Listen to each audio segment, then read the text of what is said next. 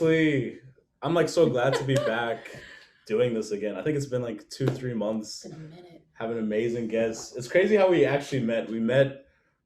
So yeah, Anna's my roommate. We met basically. I heard them having like a little mini party like outside, and I was like, I have to join this. I just moved here, so I was like, I have to join this.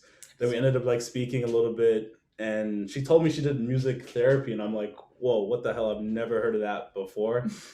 And Yeah. I'm like, what the hell is that? So, like, introduce yourself. All right, on. Well, cool. I was gonna say, well, you know me already, Owie. I'm Anna Jeffries, and I get to finally say my letters. So I'm a board certified music therapist in the state of California. I'm also a neurologic music therapist, which I will get into more later. It's a very specific training that you have to go through to get that credential, and pretty much it just means that I focus very specifically with people who have, neurological differences, and we use specific music techniques to help them.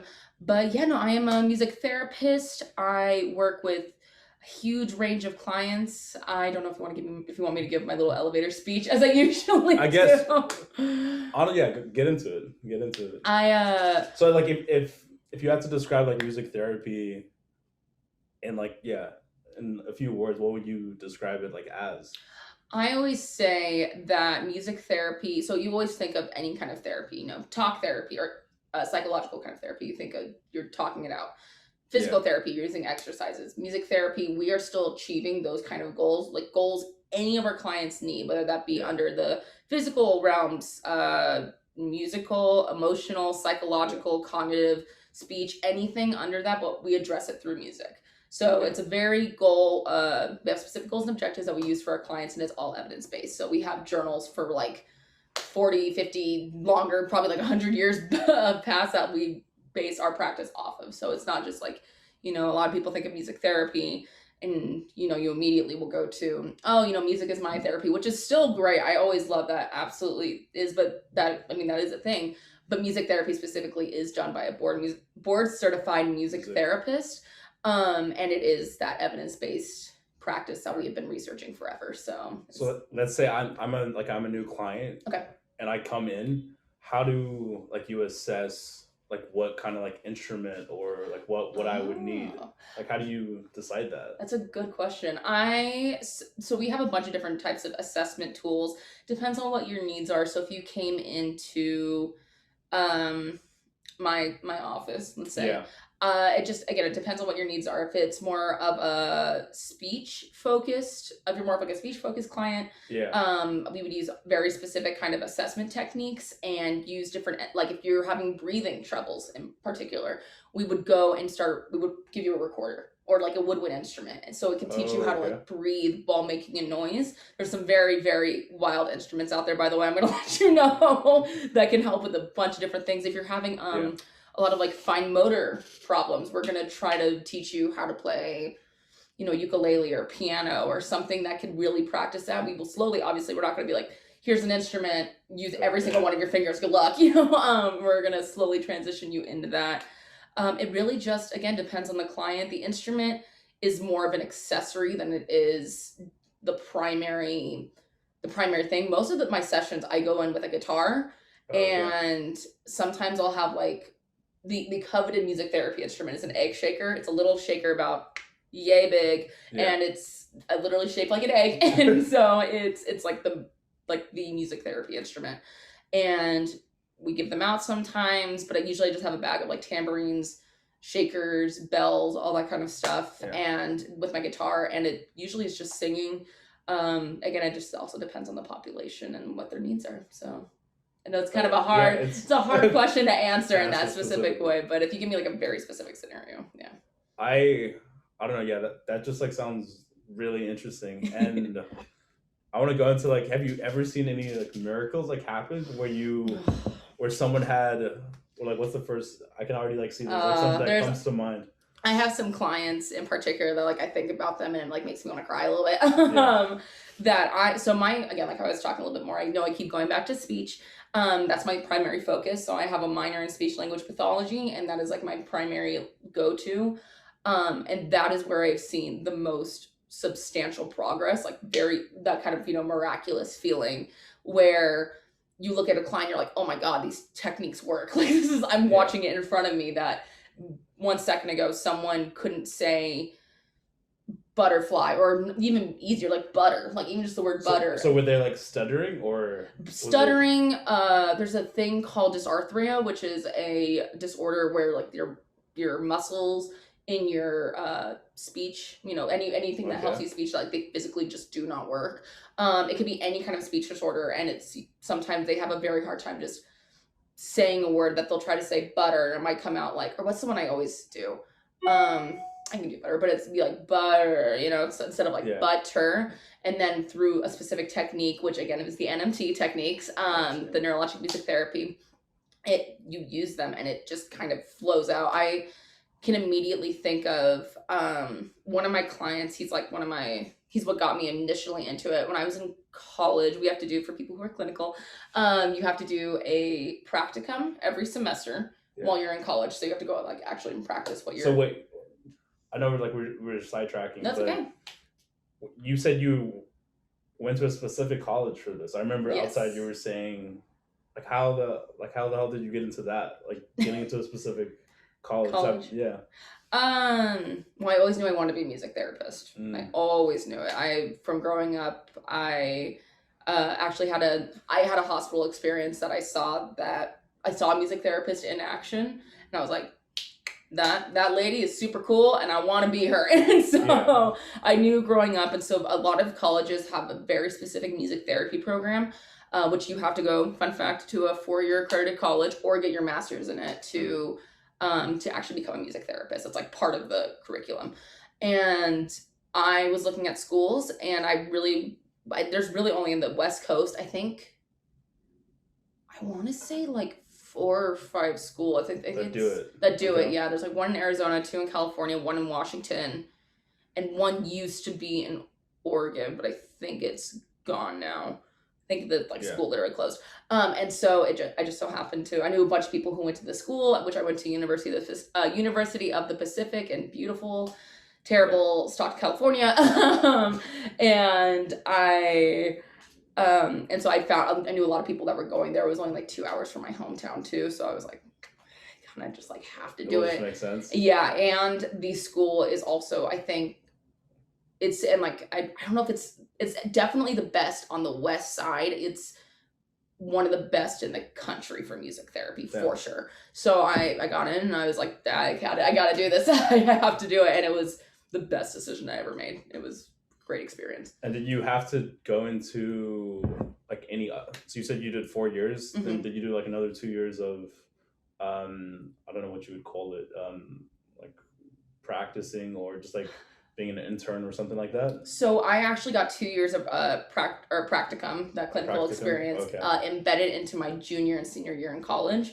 So we had like our classes that we would have to go to, so like 18 units. And then like after twice a week after school, we would go out and like actually practice. And then you have to do a 6-month internship, which I will get into later because it's how I moved to LA. And you're supposed to have a 6-month internship. Mine ended up being a year because of Miss Rona, coronavirus. And so you're supposed to do that. And then afterwards you get your degree, and then you go and do your board certification exam. And then, so it's like a pretty huge test. So it's kind of similar to like the MCAT or, anything that, or the LSAT that can get you, into the, or certified. I love that because it sounds like it's way more practical. Like you're getting into the field like straight away. Whereas like I've listened to my friends that are like bio majors, and they only see what they want to do like after like the 4 years, and you like already had exposure. So that's so sick. Yeah, no, it's so nice. And in college, they pretty much, they tell you like, okay, these are exactly what you need to do. Here's some contacts that you can go get in contact with, because the music therapy community is so small that it's pretty much like who you know. And that's how you can go into getting good jobs everywhere and like going from there. Because during COVID, were you doing like anything online? Like with people, because you couldn't see, how did that work? So for me, so it's kind of like a two-parter. So I started my internship experience in January of 2020. So right before the pandemic. And a 6-month internship, and I made it until right when the pandemic was really, getting big, and it was like, oh, this is like a serious thing. And then me and every single intern who was at the facility, which by the way, I interned at Children's Hospital Los Angeles. It was a very, very close place to my heart. I love that facility so much. And all the interns were like, you have to leave. You gotta go. And so because it's a hospital, it's super dangerous and we're a liability. And so they kicked us out, and we didn't have anything. So luckily with my supervisor, she did give me work to do for like practicing for the exam or, getting like fake scenarios. But because there was also not like a telehealth thing through the hospital, I couldn't see clients. It was more of just like the background kind of work and doing assignments. And then I finally came back in August of 2020. So I had the 6-month period in between my first 3 months and my last 3 months. And I finished at the end of December. So, and then I was in person in all of them. So masked up, face shields, whole thing. Could only see a very like small amount of clients. There's certain precautions that they have in the in the hospital. Like I did not see a single person who had COVID. They were very, very sure about that. And pretty much like you could only go in if it was only masks and the face shields. And so they were very, very strict with that. And because you're like still new, do you get to like pick which clients that you want specifically, or how does that work? Not now. So I'm too new. I'm a baby adult. I've only been in the field since February. So I finished my internship in December, took my exam in the beginning of February, and then got a job at like the end of February. So it was like how's that like feeling of like I'm a certified therapist and I can basically I have superpowers and the ability to like transform people's lives. Like how does that like feeling? Hearing that out loud, I'm like, oh my gosh. It's wild to think about that because it's when you're in school, it's like there's no liability with it. You're just you're learning. But now I'm in the world, like real world. I'm like, okay, cool. I get paid for this, which is really weird. And then the fact that I'm like I have all the tools in my my toolbox that I'm ready to just pull out at any moment. It's so weird to think about how important it is. And I now even see professionally, I'm starting to see my clients start to develop more and open up more and trust me more. And I unfortunately can't choose my clients because I work I'm a contract music therapist. So I work for Harmonic Changes Therapy Services. I'm putting a plug in there right now. My boss will be very happy. I work contracts. So I work everywhere. I would say my youngest client's a baby. My oldest client is an older adult. So it's like I work with everything in between. And I love every single client that I work with, but it's just so wild to think about sometimes. And I'll have moments, especially in the groups where it's mostly just singing and asking questions about their lives for like memory recall or something, just to like get them engaged. And I sit there and I'm like, this is my job. What? Like, what is happening?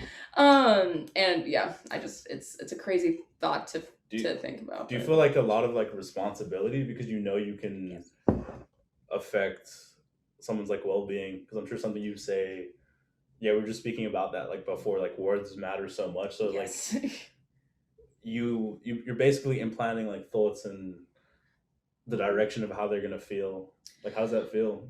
It is intense. It is a very, it does bring a lot of pressure into the job. I've had many scenarios where I have said the complete wrong thing and I had no idea it was going to be, wrong, or my brain was just like not there in the moment. And I just like something slipped out and I was like, oh goodness, that was a trigger for you. I'm so sorry. It was, and so it was, you kind of go on from there. You just roll with it and you're like, okay, we're going to fix, I'm going to apologize. We're going to keep going on and move on from there. But luckily in our training, we are also trained to, choose our words very carefully. Don't, a lot of, especially during like conflicts, and getting yelled at, trying to like de-escalate situations, how to. So there's people yelling at you like in a group, in a group setting. Mm-hmm. I work at a psych hospital, so that happens a lot. One of my clients is a psych hospital, and sometimes you don't pick their song right away and they get really angry really fast. And I've had some moments where I have been yelled at pretty close and have to find some de-escalating words to kind of like, I'm sorry that you feel this way. Thank you for letting me know that you're feeling this way.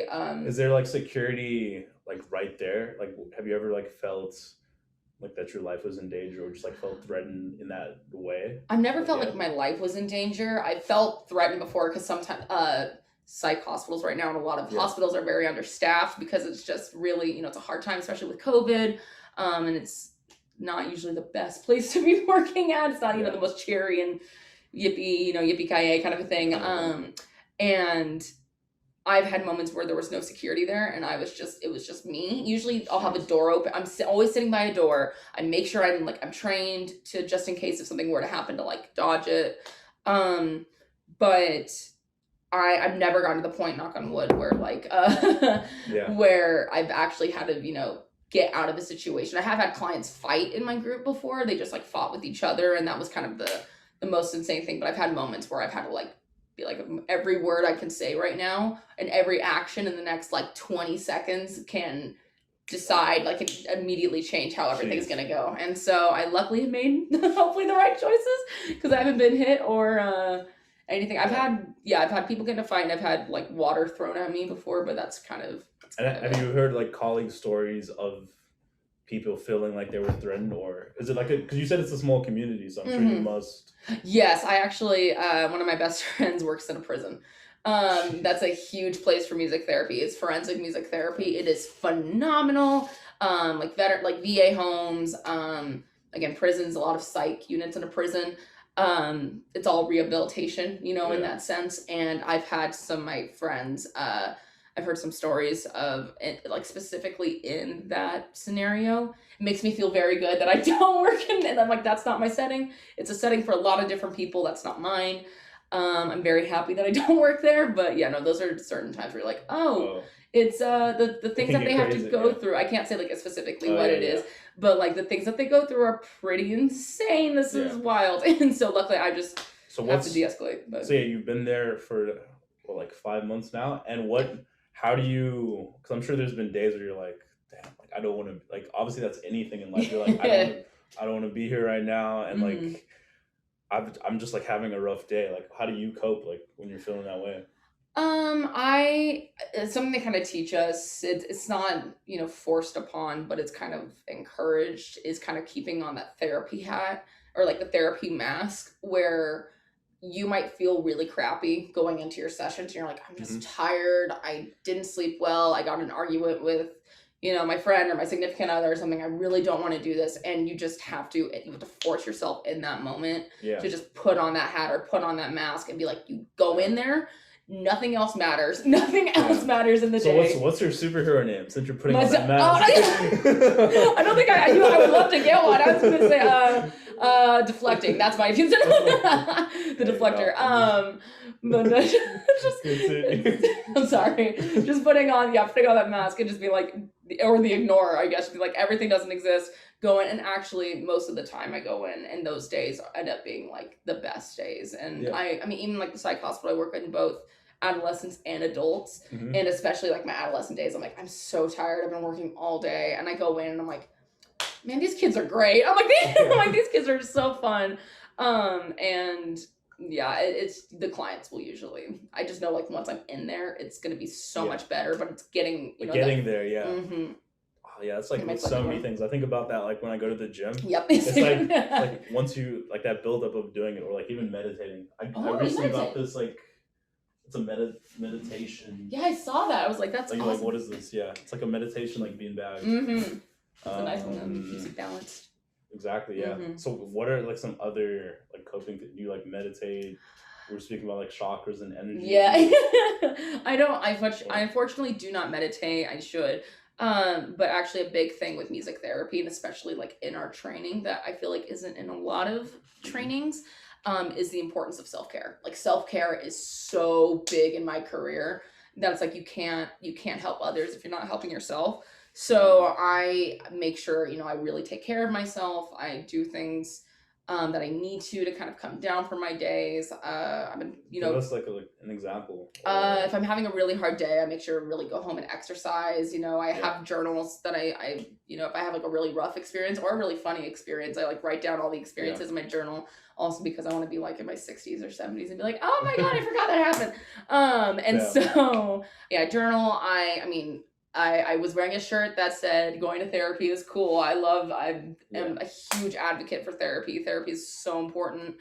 So doing that a lot. I cook a lot and I bake a lot. So like cooking and baking is a huge thing for me. I also do like a lot of music. Also obviously is a huge outlet for me. So I make sure to have a very, very strong boundary though in between like my music and my clients' music. So my clients and I might have music that we both kind of like, but I have to make sure to like, I don't play that music when I'm home. I can listen to it if I want to, but I do not play it. I do not think about it. It's my music is like my music, and I cannot like get the two mixed because it'll just like make me think about work when I'm not working. So are there any like songs that you use that are regularly played like in? I have like some go-tos that I play personally. Some that are regularly played. I mean, I get a lot like the Beatles, Elvis, Johnny Cash,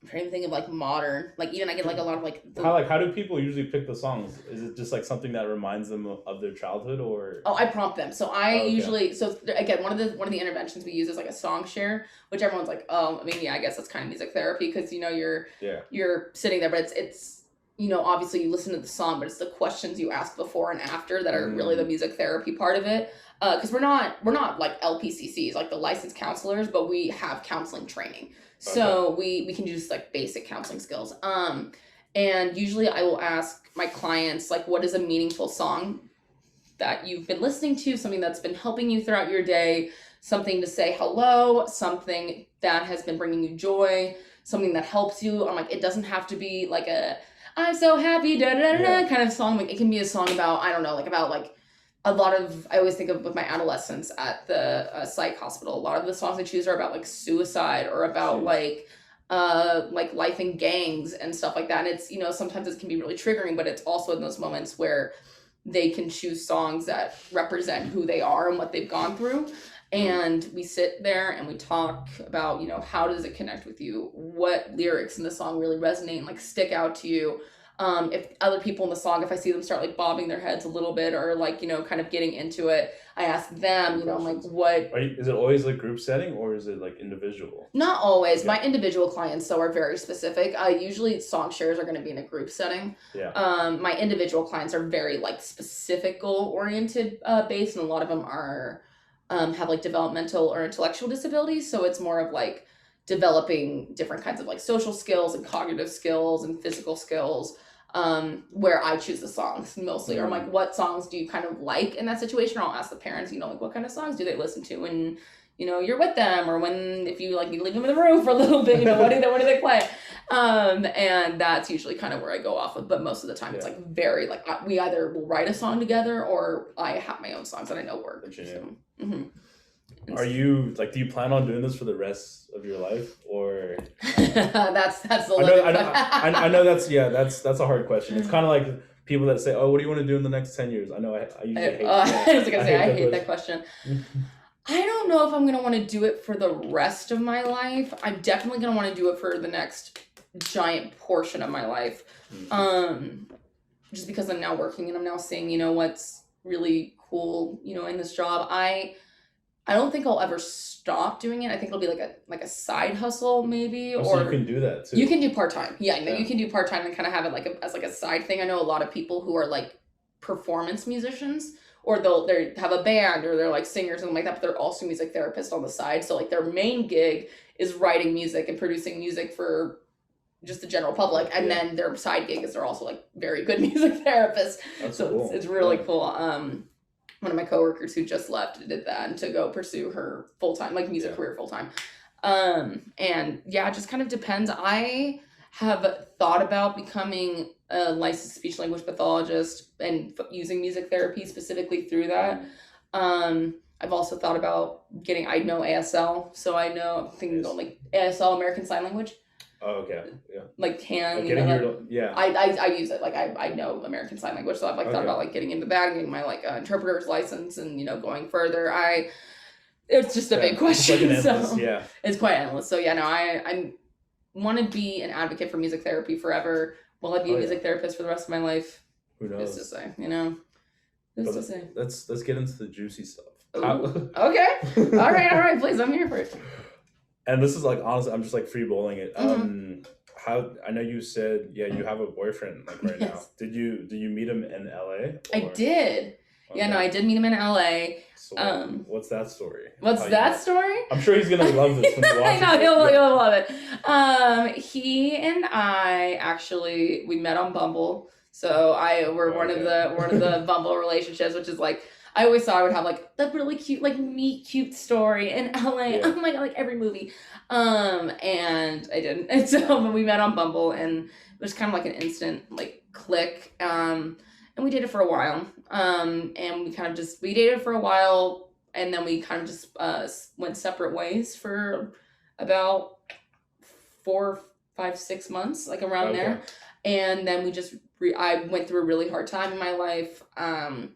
And he was like immediately there for me when I needed him most, and we reconnected. And then he was like, we've kind of been down this road before. Do you want to be my girlfriend? We can just kind of pick up where we left off. And so it's very interesting because we've only been actually dating for a few months, but we've known each other for over a year and a half. So it's we've known each other for a long time. But yeah, I love that. Yeah, that like reminds me, because I've also been dating my girlfriend for I think like 6 months now. Oh wow, 6 months right now. And also like these like, I think being in, I'm gonna say like a COVID relationship. Yes. My gosh. It speeds things up so much. It really does. You have so much time like with each other, and you get to know the person so much. We actually, our COVID relationship was very interesting because we met in February of 2020. So we, it was like right before, so we were like going on like dates all the time, and then like immediately it was just like, it was like 180. And he actually, I thought I had COVID in March of like this last year. Okay. I didn't. Fun fact, I got it in December, but I thought I had it in March. And he was like right there for me. He called me like every day. I actually had to go to the hospital for a few days because I thought it was like that bad in my system, or I thought it was something bad. I ended up getting like pneumonia. I mean, I tested negative, but it could have been like it was like the early stages, exactly. And so I like had pneumonia. I was like in the hospital, and he like called me every day and was like really there for me and was like there like during my entire recovery process. And he luckily worked throughout the like pandemic. He was just able to go home really easily and work from home, so we didn't obviously get that like close time all the time because he was working so much, and I was in my weird internship phase. So I was like, I'm not really working, and I'm kind of trying to figure this out. So I think that was another reason why everything kind of just like started to fade out towards the end too, because he was just like working so much. And I was like, you got basically free time. Yeah, exactly. So we just kind of, but he's always been there for me though, like throughout like all of the fears of COVID and all that kind of stuff. So it was very sweet. Damn, I just like love hearing those stories and the way that you like describe him. It seems like you guys are really connected. He's a sweet dude. I enjoy him a lot. He's a very, very kind guy. He's an animation. It's really cool also because he's a musician. He will if he's saying that he's gonna be like, no, I'm not. But I think he's a really good musician. So it's really interesting. I can't improvise well. I'm just like, I haven't taught myself that I can play if you give me any song on the planet, I'll be like, cool, give me like a few minutes. I'll just like, kind of just test it out, free go for it. And I'm like, go directly for it, but I don't create my own music. I sometimes will with like clients and stuff like that, but not like for myself. And he's like the only person that's gotten me to actually like sit down and be like, I'm gonna play some chords, you improvise. And I'm like, I don't know I don't really do that.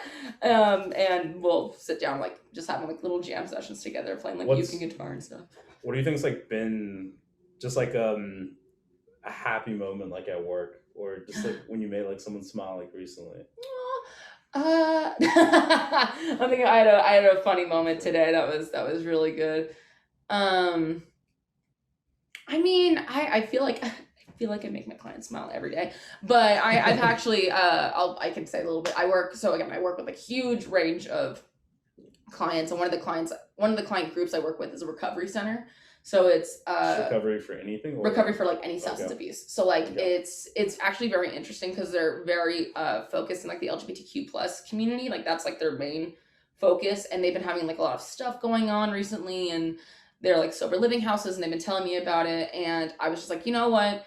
We're all going through a lot. I'm a little stressed. You guys are a little stressed. Like we want to kind of support the energy here. I'm going to just have a game day, because never underestimate the power of musical games. That is always, because you can use them as group cohesion activities, and it just bonds people. And it bonds people, exactly. So it's like you're having fun, but you're still using music therapy to have fun and achieve goals of like your cohesion and stuff. So it was super fun. So we just had a game day, and each client came out of there just like watching them, even the least engaged clients in that entire facility, just like slowly getting out of their shell, just being like, no, I know this song. I know it's by Eminem. I cannot do it. Can you please give me a hint? Just like getting really, really intensely into it. It made me so, and everyone was like laughing and yelling and just getting like really into it. It was so much fun. And just like watching again, I had a client in there who like never spoke. He was very, very like just like to himself. And he was fully engaged for like the entire thing. And I was like, this is awesome. I'm like, the fact that you got out and like actually out of your shell, out of your shell and actually participated is amazing. But I have those kind of moments a lot. I'm not gonna lie, like I have little things where I'll just like laugh with my clients randomly. My clients will say some really funny quotes. And I love them and I'll laugh at them. Though it's like positive reinforcement sometimes. It's like, if they say something like inappropriate, it's not, you shouldn't laugh at it. But it's sometimes you're like, that's really funny. Yeah. I'm like, that's really, really good. I'm happy you said that. And so, and I just happen to laugh at it because I can't not. So what would you say, because we're gonna wrap it up like pretty soon, what would you say is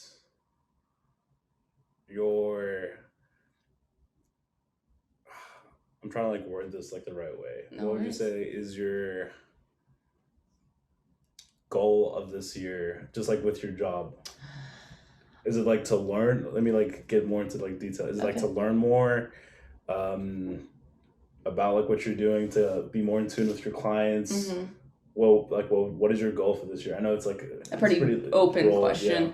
I actually, my goal is to, a main goal I do have is I really want to get back into, I know I just said I work in, like substance abuse rehabilitation. I really want to get back into like physical, speech, occupational rehabilitation. So like people who have had like strokes, who've been in car accidents, and who have had traumatic brain injuries. People who have like speech delays, physical delays, anything. That's like my passion. That's like my go-to. I love it so much. And I really want to get back into it. Why'd you stop? Just because I don't have any opportunities to do it right now. I'm slowly getting back into it. And there's no contracts I have that are, allowing me to go out and do it right now. But I really am trying to find some contracts into there. I'm actually giving a presentation in August about it as well, like just like the general public, through my company about speech with music therapy specifically. But just really getting out there. And I feel like I learn a lot through my job on a regular basis. It's kind of just a continuous, every day is a continuous learning opportunity. But yeah, I think that's a main thing. That and just, truly just being as much in the moment with my clients as I physically can be, because it's, I see them as many times as I can, or as many times as I'm contracted to, but being actually in the moment with them and going through that with them is just like such an amazing experience. And sometimes, again, you have like the outside effects of the day and it kind of gets in your way a little bit, but really just sitting there and trying to really just be the most present. Yeah, it's amazing. So even though I do have that mask, sometimes the mask has holes. So, Well, that's true.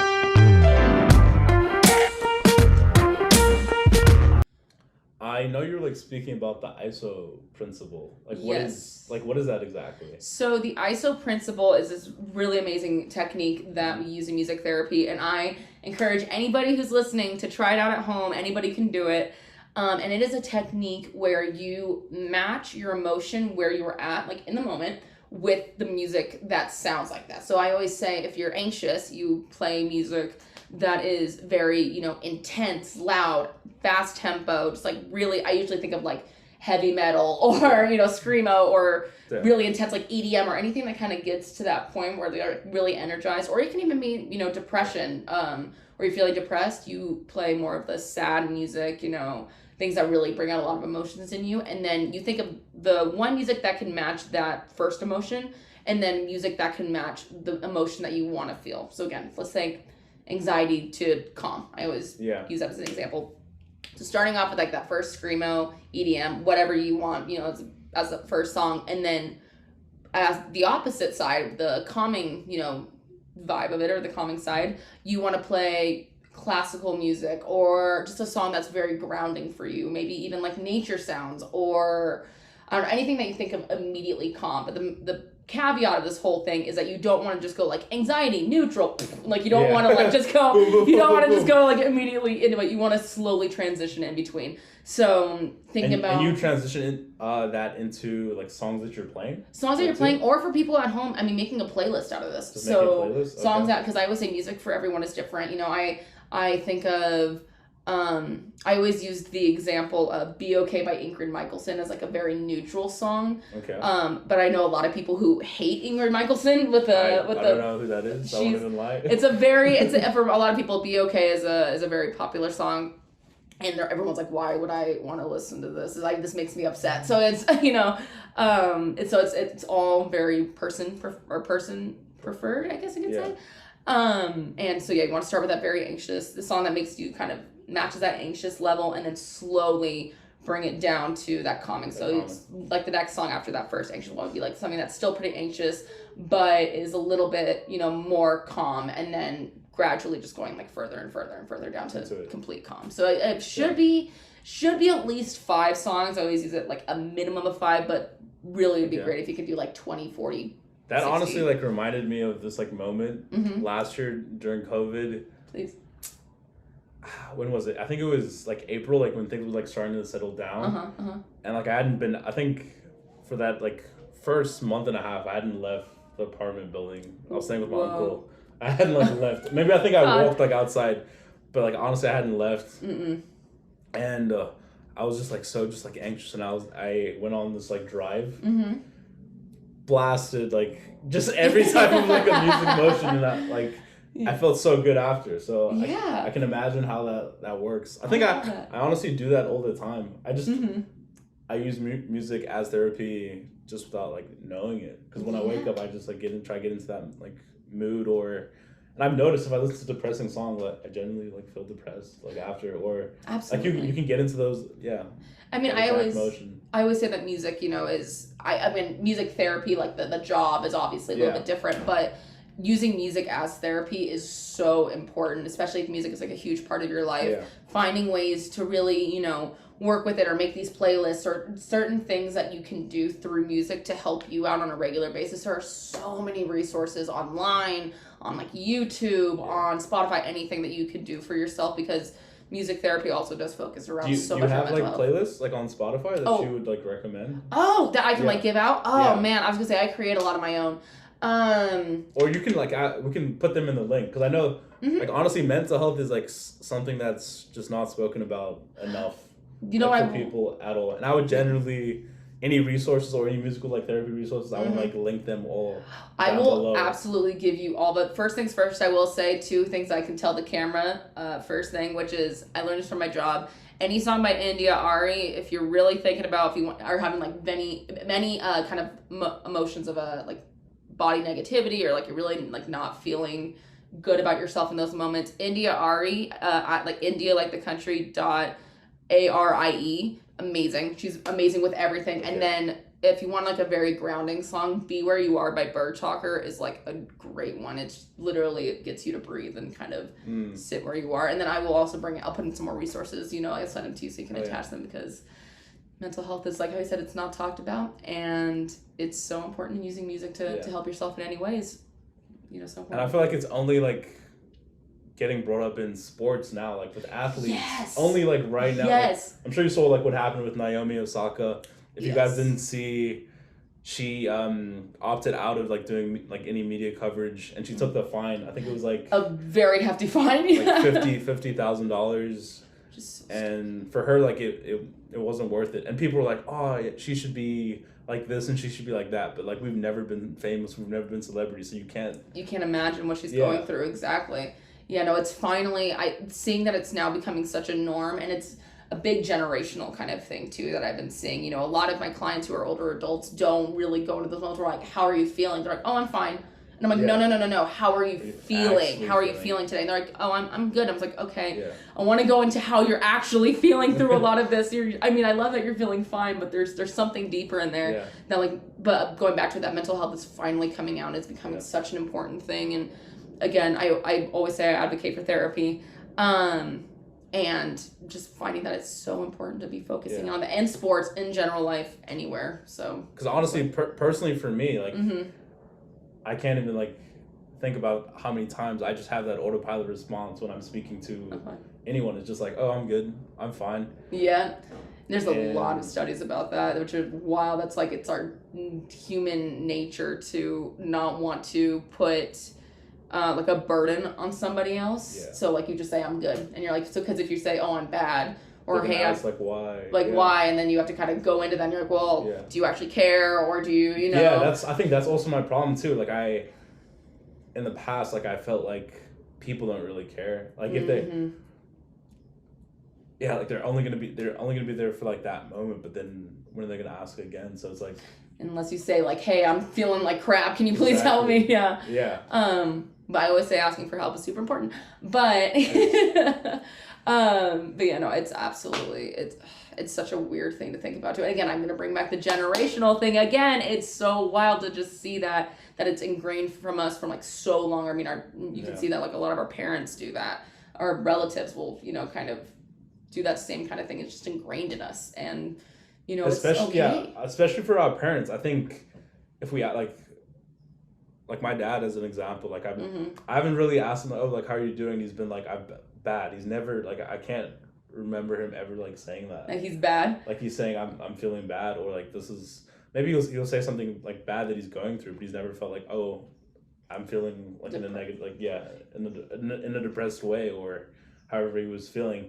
And I think it's because our parents don't want to feel to make us worry too, or no worried. I think it's like that hero figure. Like they want to be perceived as this, like they know everything and they're like always right, but they're human too. I know, and that's kind of then you get to be, you're the adult age, you're like, oh my God, our parents are a person, what is happening? I know, And then you're like, oh, okay, you actually get to see a little bit more of who they are. But I'm just gonna say it again, ask for help, it's important. If you feel like garbage, reach out. Don't be afraid to reach out to people. It is so important that if you do not feel good, that you're okay to say, I don't feel good, I feel depressed, I feel anxious, I feel blown.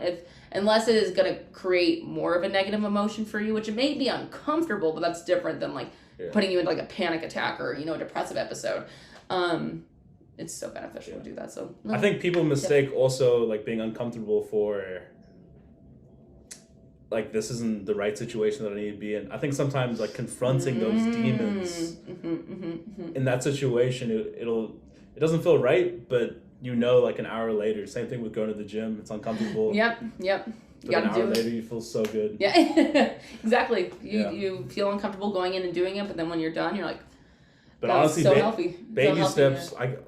I can. People preach it all the time, but it's like, are you doing it?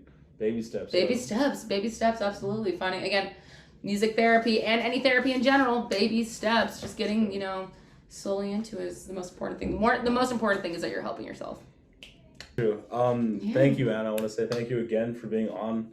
I'm so glad we're doing the podcast again. Yes, we're gonna have more episodes coming soon. Peace, guys.